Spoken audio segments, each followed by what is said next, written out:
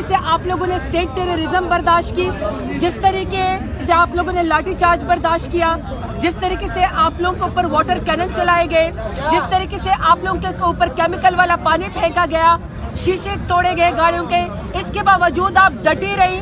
میرے جتنے بھی یہاں پہ ٹائگریسز ہیں میں ان کے ساتھ آج کھڑی ہوں. آج میں ڈیرہ غازی خان سے اپنے پورے کانوائے کے ساتھ یہاں پہ آئی ہوں. صرف میڈیا کے سامنے میرا ایک سوال ہے کہ نانی بگوڑی، میں نے تمہیں چیلنج کیا تھا کہ کہیں پر بھی تم الیکشن لڑو، اپنی مرضی کا حلقہ چنو، میں تمہیں وہیں پر آ کے گھس کے آ کے تمہیں ہراؤں گی. لیکن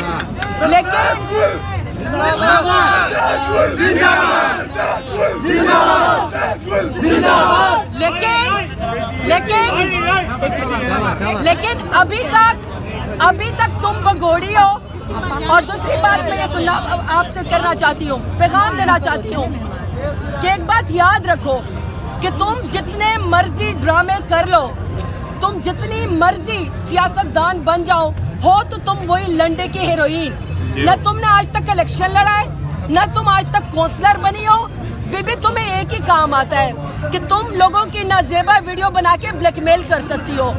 دوسرا کام تمہیں یہ آتا ہے کہ تم کلیجہ چبانے والی عورت ہو. تم لوگوں کی بے گناہ لاشوں کے اوپر مٹھائیاں بانٹتی ہو اور کیک کاٹتی ہو.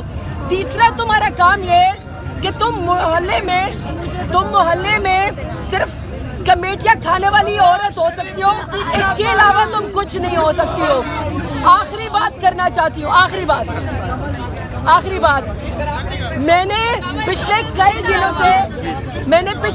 دنوں سے مریم باجی آپ کی میں نے بہت ساری پریس کانفرنس سنی ہے.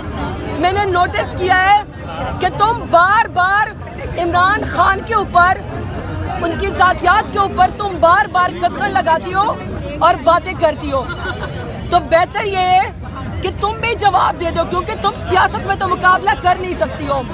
اگر تم عمران خان کے بارے میں، ذاتیات کے بارے میں بات کرو گی تو ہم بھی تم سے کھڑے ہو کے سوال کریں گے کہ تمہارے سارے بچوں کا ڈی این اے ٹیسٹ، اور اسپیشلی جو تمہاری آخری بیٹی ہے ماہم، اس کا بھی ڈی این اے ٹیسٹ ہونا چاہیے، پتہ چلنا چاہیے کہ وہ کہاں سے آئی.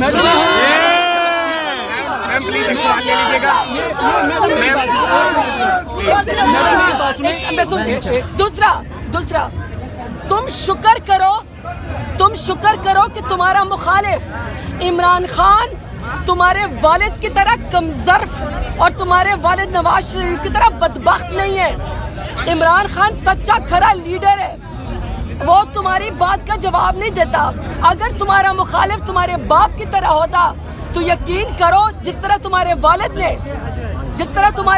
نے بے نظیر کی تصویریں ننگی کروا کے ہیلی کاپٹر سے نیچے گرائی تھی، تو یاد کرو کہ پھر تمہیں بھی اپنے گراج کا پتہ بتانا پڑے گا کہ تمہاری بھی بہت ساری تصویریں وہاں پہ موجود ہے.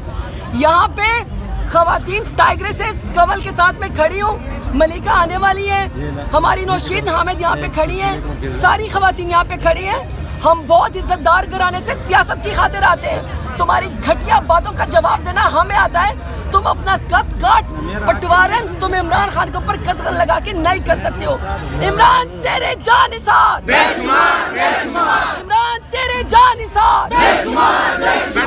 ایک سوال پہ روشنی ڈالیے گا کہ اس حکومت کے پاس اتنی نفری موجود ہے کہ پورے زمان پارک کو جو ہے وہ سیل کیا جائے، ایک پارٹی کو ڈاؤن کیا جائے، لیکن ان کے پاس الیکشن کروانے کے لیے نفری موجود نہیں ہے. کہتے ہیں ہمیں سیکیورٹی کے مسائل ہیں. اصل میں سیکیورٹی کے مسائل نہیں ہیں، اصل میں جوتے کے مسائل ہیں. یہ جب عوام میں جائیں گے ان کو جوتے پڑیں گے، ان کو ٹماٹر پڑیں گے.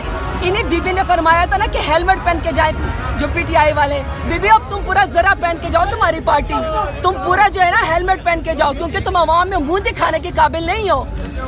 جو پاکستان کے لوگ ہیں وہ عمران خان کے ساتھ محبت کرتے ہیں کیونکہ ان کو پتہ ہے کہ وہ سچا کھرا لیڈر ہے. کتنی دیر تم الیکشن سے بھاگو گے؟ عوام یہ کہتی ہے کہ 22 کروڑ عوام کا فیصلہ عوام ووٹ کے ذریعے کرے گی. پی ڈی ایم کی طرف بلٹ کے ذریعے نہیں ہوگا.